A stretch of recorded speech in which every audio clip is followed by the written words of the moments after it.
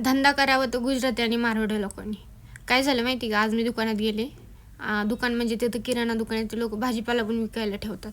गेले आणि पनीर चिल्लीसाठी मला लागणारं सामान घेत होते. शिमला मिरची काय आम्ही जास्त खात नाही, त्यामुळे मेन मी शिमला मिरची घेण्यासाठीच गेले. जास्त कोणी खात नाही म्हटलं, मग मी ठरवलं 20 रुपयाचीच घ्यायची. तर त्या बाबांनी मला 10 रुपयाची एक शिमला मिरची दिली, म्हणजे 2 शिमला मिरच्या. आणि कोबी घेतला मी एक 30 रुपयाचा. कोबीचं ठीक आहे, पण शिमला मिरचीचे 10 रुपयाच्या 2. बापरे! मी म्हटलं, आपलं बाजारात गेलं तर आपला शेतकरी माणूस असं सहखुशीने आपल्याला चिमूटभर मिरच्या देतो, कोथिंबिरी देतो, कढीपत्ता देतो, आणि हे लोक एक शिमला मिरची एक्स्ट्राची देऊ शकत नाही, उगाच नाही म्हणत.